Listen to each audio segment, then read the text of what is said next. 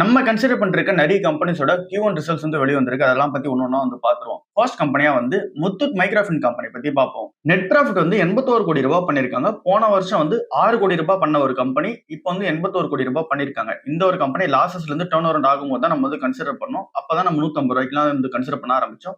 இப்போ turn around ஆகி இப்போ 81 கோடி ரூபாய்க்கு வந்து நெட் ப்ராஃபிட்டே மேக் பண்ண ஆரம்பிச்சிருக்காங்க.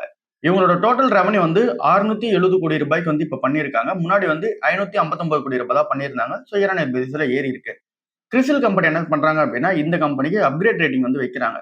AA ஸ்டேபிள்ல வந்து வச்சிருக்காங்க. ஸோ அப்படி இருக்கும்போது என்ன நடக்கும் அப்படின்னா முத்தூட் மைக்ரோஃபின் வந்து இப்போ அவங்களுக்கு வந்து இப்போ ஃபண்டிங் தேவை அப்படின்னா ஆக்சஸ் பண்றாங்க அப்படின்னும் போது இவங்களுக்கு என்ன ஃபேவரபிளான இன்ட்ரெஸ்ட் ரேட் வந்து தேவையோ அதை வந்து இவங்க கேட்கலாம், கொடுக்கறதுக்கு ரெடியா இருப்பாங்க.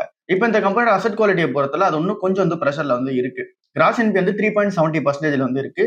சிஆர்ஏஆர் வந்து பார்க்கும்போது 24.91% வந்து இருக்கு. மைக்ரோ ஃபைனான்ஸ் லெண்டர்ன்ற ரீசன்னால ரூரல் லெவல்ல எப்படி எக்கனாமிக் கண்டிஷன்ஸ் இருக்குதுன்றத பார்க்கணும். அப்புறம் லோன் ரீபேமெண்டோட அந்த பிஹேவியர் மக்கள்கிட்ட எப்படி இருக்குன்றத பார்க்கணும். அது எல்லாமே கொஞ்சம் ப்ரெஷர்ல இருக்க மாதிரி வந்து சொல்றாங்க. பட் இவங்களோட க்ரோத் ஸ்ட்ராட்டஜியை பொறுத்தல கோல்டு லோனோட டிஸ்ட்ரிபியூஷன்ஸ் வந்து ஃபோக்கஸ் பண்ண பார்த்தா சொல்லியிருக்காங்க. அப்புறம் இப்போ வந்து க்ரோயிங் செக்மெண்டா வந்து இருக்கிறது வந்து நான் ஜாயிண்ட் லைபிலிட்டி குரூப் லோன் வந்து பாத்தீங்கன்னா இப்போ வந்து க்ரோ ஆயிட்டு இருக்கு. அந்த இடத்துல ஃபோக்கஸ் பண்ண பார்த்தா சொல்லியிருக்காங்க. இவங்களோட விஷன் வந்து என்ன அப்படின்னா 30-30 பிளான்ல வந்து போறாங்க. இந்த ஒரு 30-30 பிளான் என்ன அப்படின்னா 30,000 கோடி ரூபாய்க்கான அசெட் அண்டர் மேனேஜ்மெண்ட் பினான்சியலா 2030 வந்து அச்சீவ் பண்ணிடணும். ரிட்டர்ன் ஆன் ஈக்விட்டி வந்து 20% வந்து இருக்கணும். இதுதான் இவங்களோட டார்கெட். ஸோ எப்படி இருக்குதுன்னு சொல்லி நம்ம வெயிட் பண்ணி பார்ப்போம். எல்ஐசி கம்பெனியோட Q1 ரிசல்ட்ஸ் நெட் ப்ராஃபிட் பொறுத்தல 23% ஏறி இருக்கு. 13,492 கோடி ரூபாய் பண்ணிருக்காங்க. போன வருஷம் 10,000 கோடி ரூபாய்க்கு மேல மேக் பண்ண கம்பெனி இப்போ 13,000 கோடி ரூபாய்க்கு வந்து மேக் பண்ணிருக்காங்க. 23% ஏறி இருக்கு. வேல்யூ நியூ பிசினஸ் 61% ஏறி இருக்கு. 3,000 கோடி ரூபாய் பண்ணிருக்காங்க. வேல்யூ நியூ பிசினஸோட மார்ஜின் வந்து 22.9% வந்து இருக்கு. போன வருஷம் 15% தான் வந்து இருந்துச்சு. பெட்டரான குவாலிட்டி பிசினஸா இப்போ வந்து பண்ணிட்டு இருக்காங்க. அதுக்கடுத்து பிரீமியம் அப்புறம் பாலிசி குரோத் பொறுத்தல பிரீமியம் இன்கம் வந்து 6.8% வந்து ஏறி இருக்கு. அப்புறம் இந்த கம்பெனியோட புது பிசினஸ் வந்து பார்க்கும்போது 15.5% வந்து ஏறி இருக்கு. 14,351 கோடி ரூபாய்க்கு பண்ணிருக்காங்க. ஸ்ட்ராங்கான பினான்சியல் பொசிஷன் வந்து வச்சிருக்காங்க. எல்ஐசியோட சால்வன்சி ரேஷ் வந்து 2.42 வந்து இருக்கு. அசெட் அண்டர் மேனேஜ்மெண்ட் 4.1% வந்து க்ரோ ஆயிருக்கு. 60,000 கோடி ரூபாய் கிட்ட இப்போ வந்து அசெட் அண்டர் மேனேஜ்மெண்ட் வந்து வச்சிருக்காங்க. எல்ஐசி கம்பெனி ஓவராலா மார்க்கெட் ஷேர் இங்க இன்சூரன்ஸ் செக்மெண்ட் வந்து 60% டாமினேட் வந்து பண்றாங்க.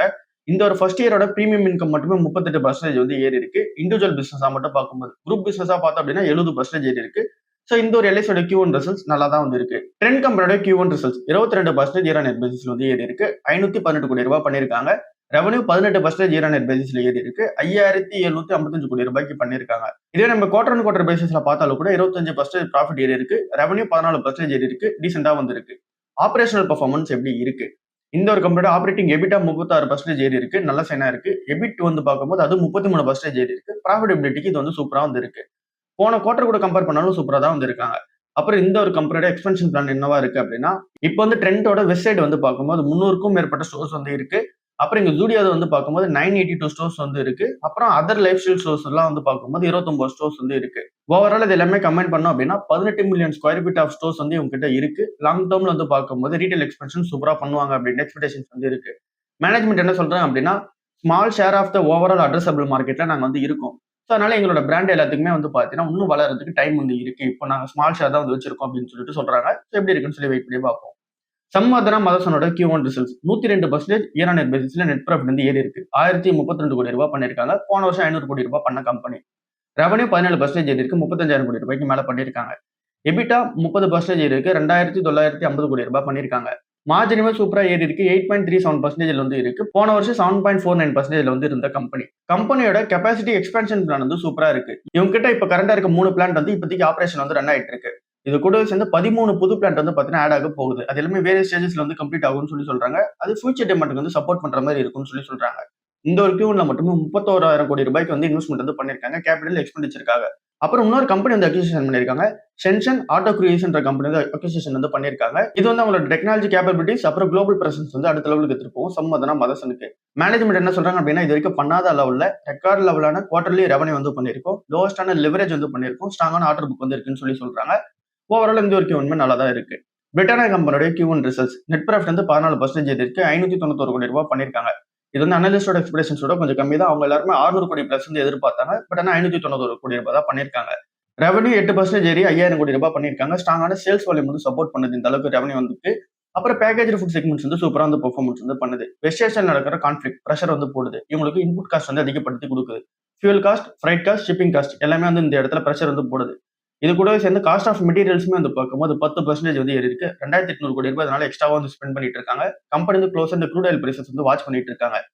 ஓவராலா இந்த ஒரு பிரிட்டானியா ஷேர் வந்து பொறுத்தளவுல இப்போதைக்கு காஸ்ட் பிரஷர் வந்து ஃபேஸ் பண்ணிட்டு இருக்காங்க. அந்த அளவுக்கு வந்து பார்த்தீங்கன்னா பெருசா அந்த அளவுக்கு இந்த ரிசல்ட்ஸ் வந்து இல்ல. கிராம்ப்டன் கிரீவ்ஸ் கம்பெனியோட Q1 ரிசல்ட்ஸ் நெட் ப்ராஃபிட் வந்து சூப்பரா வந்து ஏறி இருக்கு. 15.2% வந்து ஏறி இருக்கு. 142 கோடி ரூபாய் வந்து பண்ணியிருக்காங்க நெட் ப்ராஃபிட்டா. இது வந்து ரெவன்யூவோட சூப்பரா வந்து ப்ராஃபிட் வந்து ஏறி இருக்கு. ரெவன்யூ 11.8% க்ரோ ஆகும்போது ப்ராஃபிட் வந்து சூப்பரா வந்து க்ரோ ஆயிருக்கு. ஏன் ப்ராஃபிட் வந்து அதிகமா ஆகுது அப்படின்னு சொல்லி பார்க்கும்போது இந்த கம்பெனி டபுள் டிஜிட் growth வந்து பாத்தீங்க அப்படின்னா அச்சீவ் பண்றாங்க. எல்லா பிசினஸ் செக்மெண்ட்டுமே சூப்பரான பெர்ஃபார்மன்ஸ் வந்து கொடுக்குது. மார்ஜினை பொறுத்தவரை 20 பேசிஸ் பாயிண்ட்ஸ் வந்து பாத்தீங்கன்னா அப் பண்ணி வச்சிருக்காங்க. என்னதான் கமோடிட்டியோட இன்ஃபிளேஷன் அப்புறம் வந்து என்னதான் வந்து நடந்தாலும் கூட இவங்களுமே அதுக்கேற்ற மாதிரி பிரைஸ் ஹைக் வந்து பண்ணிடுறாங்க. அதனால வந்து கொஞ்சம் லிவரேஜ் வந்து பண்ண முடியுது. ஸோ ரெவன்யூ 2000 கோடி ரூபாய் பண்ணியிருக்காங்க. ப்ராஃபிட் வந்து சூப்பரா அப் பண்ணியிருக்காங்க. ரெண்டுமே அப்பா இருக்கு. எல்லா செக்மெண்ட்டுமே சூப்பரா இருக்கு. கன்சூமர் டூரபிள்ஸ் வந்து 10% இருக்கு. 1700 கோடி ரூபாய் பண்ணியிருக்காங்க. லைட்டிங் செக்மெண்ட் வந்து பார்க்கும்போது 15% இருக்கு. 269 கோடி ரூபாய் பண்ணியிருக்காங்க. பட்டர்ஃப்ளையோட ரெவன்யூ 18% ஏறி இருக்கு. 212 கோடி ரூபாய் வந்து பண்ணியிருக்காங்க. ஸோ இது எல்லாமே ஓவராலா வந்து சூப்பரா தான் வந்து இருக்கு இங்க இந்த ஒரு கம்பெனிக்கு. ஹீரோ மோட்டோகார்ப் கம்பெனியோட Q1 ரிசல்ட்ஸ் நெட் ப்ராஃபிட் வந்து 29% ஏறி இருக்கு. 1454 கோடி ரூபாய் பண்ணியிருக்காங்க. ஓவரால் பிசினஸ் பெர்ஃபார்மன்ஸ் சூப்பரா இருக்கு. ரெவன்யூ 36% ஏறி இருக்கு. 12,999 கோடி ரூபாய் பண்ணியிருக்காங்க. டூ வீலர் சேல்ஸோட வால்யூம் வந்து பார்க்கும்போது 23% ஏறி இருக்கு. 16.77 லட்சம் வண்டி வந்து பாத்தீங்கன்னா வித்திருக்காங்க. போன வருஷம் வந்து 13.67 லட்சம் வண்டி வித்த கம்பெனி இப்ப 16 லட்சம் வண்டி வந்து வித்திருக்காங்க. நல்ல ஒரு இம்ப்ரூவ்மெண்ட் வந்து இருக்கு. மார்ஜின்ல பிரஷர் வந்து இருக்கு. 25% எபிட்டா வந்து ஏறினாலும் கூட எபிட்டா மார்ஜின் வந்து 14.4ல இருந்து 13.3 வந்து குறைஞ்சிருக்கு. மெயினா வந்து காஸ்ட் பிரஷர் அதிகமா இருக்கு. இங்க பிரீமியம் அப்புறம் வந்து இவி பிசினஸோட குரோத்தை பொறுத்தவரை விடாவோட பிசினஸ் வந்து சூப்பரா க்ரோ இருக்கு. 151% வந்து ஈரோ பேசிஸ்ல க்ரோ ஆகிறாங்க. ஹார்லி டேவிட்சனோட பிசினஸ் வந்து 105% வந்து க்ரோ ஆகுது. ஸோ ஓவராலா இந்த ஒரு கம்பெனியோட ஃபோக்கஸ் வந்து பொறுத்தவரை இப்போ பிரீமியம் அப்புறம் வந்து இங்க இவி அப்புறம் குளோபல் லெவல் எக்ஸ்பென்ஷன் அப்புறம் ஃபிளெக்ஸிபிள் மாடல்ஸ் வந்து லான்ச் பண்ண போதா சொல்லியிருக்காங்க. இப்போ இந்த கம்பெனி வந்து சூப்பரா சப்போர்ட் பண்றது வந்து ஸ்ப்ளெண்டரும் ஹெச்எஃப் டிலக்ஸ் தான் வந்து சப்போர்ட் பண்ணி எடுத்துட்டு போயிட்டு இருக்கு. இங்க பட்ஜெட் கம்பெனியோட Q1 ரிசல்ட்ஸ் வெளியே வந்திருக்கு. அவங்களோட ரிசல்ட்ஸ்மே நல்லா தான் இருக்கு. ரெவன்யூ 12% க்ரோ ஆயிருக்கு. 3583 கோடி ரூபாய் பண்ணிருக்காங்க. இந்த ஒரு அளவுக்கான ரெவன்யூ ஏறதுக்கு பின்னாடி இருக்க ரீசன் வந்து பிரைஸ் ஹைக் பண்ணிருக்காங்க. வால்யூமும் வந்து க்ரோ ஆயிருக்கு. டெக்கரேட்டிவ் பெயிண்ட் வால்யூம் வந்து 8.4% வந்து க்ரோ ஆயிருக்கு. இங்க வந்து ஏசியன் பெயிண்ட்ஸோட growth வந்து 9% அது கிட்ட வந்து பண்ணிருக்காங்க. எமல்ஷன் அப்புறம் வந்து இங்க கன்ஸ்ட்ரக்ஷன் கெமிக்கலோட வந்து growth வந்து 13.5% வந்து பண்ணிருக்காங்க. இங்க கிராஸ் மார்ஜின் வந்து 40.9% வந்து இருக்கு. அது வந்து பாத்தீங்கன்னா கொஞ்சம் குறைஞ்சிருக்கு. ஏன் அப்படின்னா இன்புட் காஸ்டோட இன்ஃபிளேஷன் வந்து இருக்கு. அப்புறம் இங்க வந்து பிரைஸ் ஹைக் வந்து பாத்தீங்கன்னா கொஞ்சம் டிலே பண்ணி வச்சிட்டாங்க. இப்பதான் பிரைஸ் ஹைக்லாம் வந்து பண்ணிட்டு இருக்காங்க. அப்புறம் ஏசியன் பெயிண்ட்ஸ் எல்லாம் வந்து இன்வென்ட்ரி பொறுத்தல கொஞ்சம் வந்து சீப்பா மேனேஜ் பண்ணிக்க முடியுது. பட் ஆனா இவங்களோட இன்வென்ட்ரி மேனேஜ்மெண்ட் வந்து கொஞ்சம் வந்து பிரஷர்ல வந்து இருக்கு. Q2 வந்து பெட்டரா இருக்கும்னு சொல்றாங்க. 7%க்கு மேல வந்து பாத்தீங்கன்னா வால்யூம் growthம் 7 to 8% நாங்க பிரைஸ் growth வந்து இருக்கும் அப்படின்ற மாதிரி வந்து சொல்றாங்க. சோ பாப்போம் ஏசியன் பெயிண்ட்ஸ்க்கு வந்து காம்படிஷன் கொடுக்க போறேன்னு சொல்றாங்க. எப்படி இருக்குன்னு சொல்லி பார்ப்போம். மில்கி மிஸ்ட் கம்பெனியோட ஐபிஓ பத்தி நம்ம பார்த்திருந்தோம். அது வந்து இப்போ அந்த பிரைஸ்மெண்ட் டீடைல் வந்து வெளியே வந்திருக்கு. 133 ரூபாய் டு 140 ரூபான்றது பர் ஷேருக்கு வந்து பாத்தீங்கன்னா பிரைஸ் பேண்ட் வந்து வச்சிருக்காங்க. ஆகஸ்ட் 11 டு 13 வரைக்கும் ஓப்பன்ல இருக்க போகுது. லிஸ்டிங் வந்து ஆகஸ்ட் 18 அன்னைக்கு வந்து இருக்க போகுது. ஓவரால் இந்த ஐபிஓட லாட் சைஸ் வந்து 107 ஷேர்ஸ் வந்து கிடைக்கும். ஒரு லாட் நீங்க அப்ளை பண்ணீங்க அப்படின்னா 14,980 ரூபாய் வந்து தேவைப்படும் ஒரு லாட் வந்து நீங்க அப்ளை பண்றதுக்கு. இஷ்யூவோட சைஸ் வந்து 1553 கோடி ரூபாவா இருக்கு. கொஞ்சம் வந்து குறைச்சுதான் இஷ்யூவோட சைஸே வந்து வச்சிருக்காங்க. ஏன் அப்படின்னா இந்த ஐபிஓக்கு முன்னாடியே வந்து 357 கோடி ரூபாய்க்கு வந்து ஃபண்ட் ரைஸ் வந்து பண்ணிட்டாங்க. இப்போ இந்த ஒரு ஐபிஓ வந்ததுக்கு அப்புறமா கூட 93% ஆஃப் த ஸ்டேக் வந்து இப்போ ப்ரொமோட்டர்ஸ் கிட்ட தான் வந்து இருக்க போகுது. இப்போ இந்த 1500 கோடி ரூபாய் வந்து திரட்டுறாங்க பார்த்தீங்களா, அது எங்க எடுத்துட்டு போய் போட போறாங்க அப்படின்னா 496 கோடி ரூபாய் வந்து டெப்ட் வந்து பாத்தீங்கன்னா ரீபேமெண்ட் பண்றதுக்கு, 463 கோடி ரூபாய் வந்து இவங்களோட பெருந்துறை பிளான்ட் எக்ஸ்பேண்ட் வந்து பண்றதுக்கு, 155 கோடி ரூபாய் கூலர்ஸ்க்காகவும் அப்புறம் ரெஃப்ரிஜரேஷனுக்கான எக்யூப்மெண்ட் வாங்குறதுக்காகவும் ஸ்பெண்ட் பண்ண போறாங்க. இந்த ஒரு கம்பெனி மேனேஜ்மெண்ட் என்ன சொல்றாங்க அப்படின்னா வேல்யூ ஆடட் டெய்ரி பிசினஸ்ல வந்து மெயின் ஸ்ட்ராட்டஜி எங்களோட ஃபோக்கஸ் வந்து இருக்க போகுது. அமுல் கூட வந்து டைரக்டா நாங்க போச் மில்க்ல வந்து காம்படிஷன் வந்து வைக்காம டைரக்டா எங்க பண்ண போறோம் அப்படின்னா மில்கி மிஸ்டோட பன்னீர், சீஸ், கர்ட், யோகர்ட், அப்புறம் பட்டர், அப்புறம் ஐஸ்கிரீம், ஃப்ரோசன் ஃபுட்ஸ் இந்த மாதிரி இடத்துல எங்களுக்கு வந்து மார்ஜின் அதிகமா இருக்கு. அண்ட் தென் எங்களோட பன்னீர் செக்மெண்ட் எங்களோட ரெவன்யூ ஓவரால் ரெவன்யூல 29% எங்களுக்கு வந்து கான்ட்ரிபியூட் வந்து பண்ணுது. அதனால அந்த செக்மெண்ட்ல வந்து ஃபோக்கஸ் பண்ண போறோம். ஓவரால் எங்களோட மார்க்கெட் ஷேர் வந்து சவுத் இந்தியால அதிகமா இருக்கு. 60% ஆஃப் மார்க்கெட் ஷேர் வந்து நாங்க வச்சிருக்கோம் பன்னீர்ல மட்டும். சரி இந்த இடத்துல எங்களுக்கு வந்து அட்வான்டேஜ் வந்து இருக்கு. அதில் நாங்க ஃபோக்கஸ் பண்ணி போக போறோம்னு சொல்றாங்க. ஃபினான்ஷியல் 2026 எபிட்டாவுமே 13.8% வந்து இருக்கு. ஓரளவுக்கு டீசென்டாவே இருக்கு.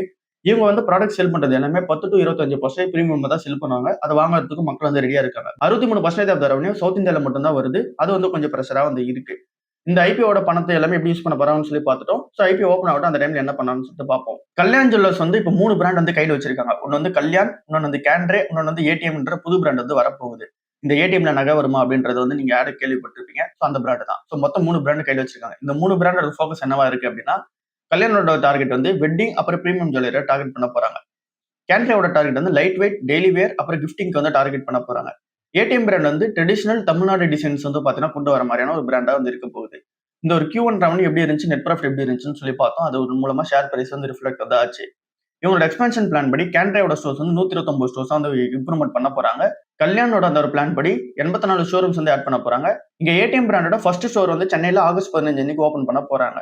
சோ இப்போ கஸ்டமர்ஸ் பொறுத்தவரை எப்படி இருக்காங்க அப்படின்னா, இப்போ அவங்க கூட ஃபிக்ஸ்டு பட்ஜெட்டோட வந்து வராங்க. முன்னாடி வந்து என்ன பண்ணுவாங்க அப்படின்னா, ஒரு கிராமுக்கு வந்து பாத்தீங்கன்னா பிரைஸ் என்னவோ வருதோ அதை வந்து பாத்தீங்கன்னா ரவுண்ட் பண்ணி 1 கிராம் இல்ல அப்படின்னா 2 கிராம் அப்படின்ற மாதிரி வந்து வாங்குவாங்க. பட் ஆனா இப்போ என்ன அப்படின்னா ஃபிக்ஸ்டு பட்ஜெட் இதுதான் அப்படின்னு சொல்லிட்டு அந்த பட்ஜெட்டுக்கு ஏற்ற மாதிரி வாங்க ஆரம்பிச்சுட்டு தான் வந்து சொல்றாங்க.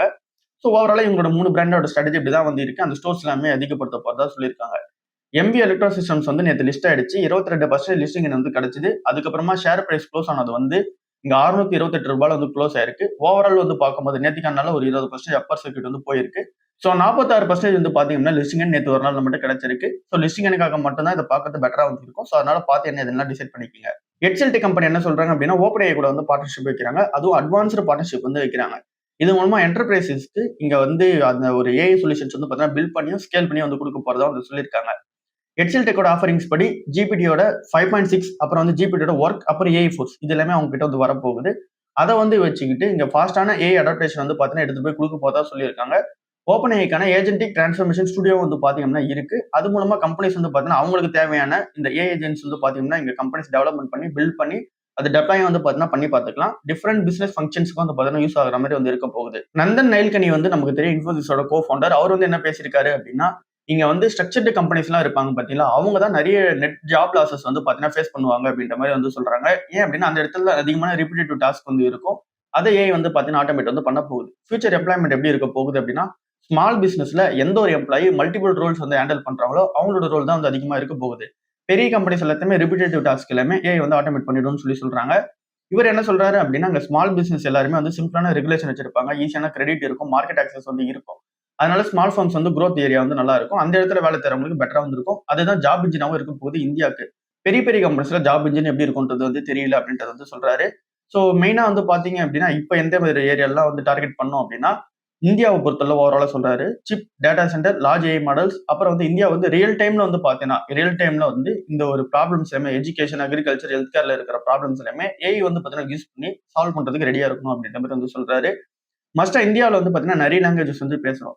அந்த லாங்குவேஜஸ்க்கு அடாப்ட் பண்ற மாதிரி வாய்ஸ் பேஸ்டு மாடல், அப்புறம் அப்படின்னா லோக்கல் லாங்குவேஜ் யூஸ் பண்ணக்கூடிய ஏஐ மாடல்ஸ் இது எல்லாமே உள்ள வந்ததுக்கு அப்புறம் டெக்னாலஜியோட ஆக்சசபிள் இன்னும் அதிகமாயிடும். அப்ப நம்மளோட growth வந்து நல்லா இருக்கும் அப்படின்ற மாதிரி வந்து சொல்லியிருக்காரு. ஐடிசி ஹோட்டல்ஸ் வந்து நிறைய பிளான் வந்து வச்சிருக்காங்க. அவங்க என்ன சொல்றாங்க அப்படின்னா, டொமஸ்டிக் டூரிசம் இந்தியாவில் வந்து இப்போ 4 பில்லியன் விசிட்ஸா வந்து இருக்கு பர் இயருக்கு. இந்த ஒரு கோவிடுக்கு முன்னாடி 2.3 பில்லியன் விசிட்ஸ் வந்து இந்தியாவுக்கு வந்து வந்தாங்க. பட் ஆனா இப்போ 4 பில்லியன் விசிட்ஸா வந்து பாத்தீங்கன்னா வராங்க. 19 ட்ரில்லியன் ருபீஸ்ல இருந்து 2036ல 36.5 ட்ரில்லியன் ருபீஸா வந்து இந்த ஒரு மார்க்கெட் ஆப்பர்ச்சுனிட்டி வந்து இருக்கிறதா சொல்றாங்க. அதுல எங்களோட ஷேர் வந்து அதிகமா இருக்கும். ஐடிஸோட இப்ப கரண்டா இருக்க அந்த கெப்பாசிட்டி எப்படி பார்க்கும்போது 150 ஹோட்டல்ஸ் வந்து இருக்கு. 14,200 கீஸ் வந்து இப்ப அவங்க கிட்ட கையில வந்து இருக்கு. இவங்களோட பிளான் படி 250 ஹோட்டல்ஸ் வந்து பிளான் பண்ணியிருக்காங்க. 22,000 கீஸ் வந்து பாத்தீங்கன்னா நெக்ஸ்ட் 5 இயர்ஸ்ல ஆட் பண்ண போதா சொல்லியிருக்காங்க. ஸோ 78 ஹோட்டல்ஸ் வந்து புதுசா ஆட் ஆக போகுது. 8,000 கீஸ் வந்து பாத்தீங்கன்னா புதுசா ஆட் ஆக போகுது. இது எல்லாமே ஆல்ரெடி பைப்லைன் வந்து இருக்கு. ஸோ இது எல்லாமே எப்படி உங்களுக்கு வந்து சாதகமா இருக்கு அப்படின்னு சொல்லிட்டு பார்ப்போம். ஓவரால் ஜிடிபில 7% வந்து டூரிசம் செக்டர் வந்து கான்ட்ரிபியூட் பண்ணும். 13% வந்து பார்க்கும்போது ஓவரால் எம்ப்ளாய்மெண்ட்ல இந்த டூரிசம் செக்மெண்ட் வந்து கான்ட்ரிபியூட் பண்ணும் 2036 அப்படின்றது உங்களோட எக்ஸ்பெக்டேஷன்ஸா வந்து இருக்கு. கோல்டு பத்தி நியூஸ் ஒன்று வந்திருக்கு. சென்ட்ரல் பேங்க்ஸ் எல்லாருமே பை பண்றதை வச்சு சொல்லியிருக்காங்க. 51 டன்ஸ் ஆஃப் கோல்டு வந்து பாத்தீங்கன்னா இந்த ஜூன் மாசம் மட்டும் பை பண்ணியிருக்கதா சொல்றாங்க. இதுல அதிகமா பை பண்ணது இங்க போலண்ட் கண்ட்ரி. ஏன்னா சென்ட்ரல் பேங்க்ஸ் போது எல்லா கண்ட்ரியோட சென்ட்ரல் பேங்க்குமே சேர்த்து தான் சொல்றோம். போலண்ட் வந்து 19 டன், சைனா வந்து 15 டன். சைனா அதிகமா வந்து பாத்தீங்கன்னா 20 மாசம் வந்து வாங்கிட்டே வந்து இருக்காங்க. லாங் டர்ம் கான்ஃபிடன்ஸ் கோல்டு மேல வந்து வைக்கிறாங்க. ஆர்பிஐ அவங்களோட ஹோல்டிங்கை வந்து 880 டன்ஸ்ல அப்படியே மெயின்டைன் பண்ணிக்கிறாங்க.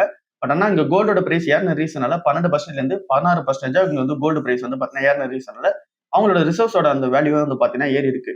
இந்தியாவோட Q2 செக்மெண்ட் எப்படி இருக்கு அப்படின்னா, இந்த ஒரு ஓவராலா வந்து பார்க்கும்போது இந்த ஒரு Q2 வந்து பார்க்கும்போது இங்க டன்ஸ் அவங்க வாங்குற அமௌண்ட் வந்து பாத்தீங்கன்னா குறைஞ்சிருக்கதா சொல்றாங்க மக்கள். அப்புறம் வந்து இங்க ஸ்பெண்டிங்கை பொறுத்தவரை அதிகமா பண்ணாலும் கூட இங்க வந்து அதிகமான டன்ஸ் வந்து மக்களால வாங்க முடியல. ஏன் அப்படின்னா இங்க வந்து கோல்டு பொறுத்தவரை கொஞ்சம் வந்து பிரைஸ் அதிகமா இருக்கு. இந்தியாவோட இடிஎஃப் பொறுத்தவரை அந்த செக்மெண்ட் சூப்பரா இருக்கு. 119 டன்ஸ் வந்து பாத்தீங்கன்னா இந்த ஃபர்ஸ்ட் ஹாஃப்ல மட்டும் வாங்கியிருக்காங்க. ஸோ அந்த அளவுக்கு ரெக்கார்ட் ஹைல வந்து பாத்தீங்கன்னா இடிஎஃபோட இன்ஃப்ளூஸ் வந்து இருக்கு கோல்டு மேல. ஸோ இது எல்லாமே ஓவரால் நியூஸா வந்து இருக்கு. இண்டிகானால கிஃப்ட் எப்படி இருக்கு அப்படின்னா 94 பாயிண்ட்ஸ் வந்து இங்க நெகட்டிவ்ல வந்து இருக்கு. மேபி வந்து பாத்தீங்கன்னா இங்க வீக்கா ஓப்பன் ஆகி அதுக்கப்புறம் வீக்கா கூட க்ளோஸ் ஆகுதுங்கன்னா சான்ஸ் வந்து இருக்கு. ஏஷியன் மார்க்கெட்ஸ் எல்லாமே நெகட்டிவ்ல வந்து இருக்கு. அந்த யூஎஸ் மார்க்கெட் பொறுத்தவரை கொஞ்சம் வந்து பாத்தீங்கன்னா நெகட்டிவ்ல வந்து இருக்கு. ஸோ ஃபிளாட்டா வந்து க்ளோஸ் ஆயிருந்தா கூட நெகட்டிவ்ல தான் வந்து பாத்தீங்க அப்படின்னு இருக்க போகுது. ஸோ ஏன் என்ன ரீசன் அப்படின்னு சொல்லிட்டு பார்க்கும்போது ஸ்டேட் ஆஃப் ஹார்மஸை சுற்றி வந்து பார்த்தீங்கன்னா இன்னும் பிரச்சனைகள் வந்து போயிட்டு இருக்கு. ஈரான் வந்து பார்த்தீங்கன்னா ஒரு டிராஃப்ட் பேப்பர் வந்து கொடுத்துருக்காங்க. அதுல வந்து இங்க யூஎஸ் கூட லிங்க் ஆயிருக்கு, அப்புறம் வந்து இஸ்ரேல் கூட லிங்க் ஆயிருக்க கண்ட்ரிஸோட ஷிப்ஸ் எல்லாம் பாஸ் ஆச்சு அப்படின்னா அது மேல பெனால்டிஸ் இல்லை அப்படின்னா வேற மாதிரி எதனா ஆக்ஷன்ஸ் எடுக்கலாம் அப்படின்ட்டு பிளான் பண்ணி வச்சிருக்கதா சொல்றாங்க. பட் ஆனால் அது ஒன்றும் டிராஃப்ட் பேப்பரா தான் இருக்கு. இந்த மாதிரி ஸ்டேட் ஆஃப் ஹார்மஸை சுற்றி நடக்கிற இஷ்யூஸ் வந்து கண்டினியூ ஆகிட்டே இருக்க ரீசன்னால இந்த ஒரு ப்ரெஷர் வந்து இருக்கு. க்ரூட் ஆயிலுமே வந்து பார்த்தீங்கன்னா திரும்ப ஏறி இருக்கு. $83 per பேரலுக்கு வந்து போயிடுச்சு. கோல்டு வந்து கொஞ்சம் ஏறி இருக்கு. 1.49 lakh rupees வந்து பாத்தீங்க அப்படின்னா எம்சிஎக்ஸ் கணக்குல இப்போ 10 கிராமுக்கு இப்போ கோல்டோட பிரைஸ் வந்து இருக்கு.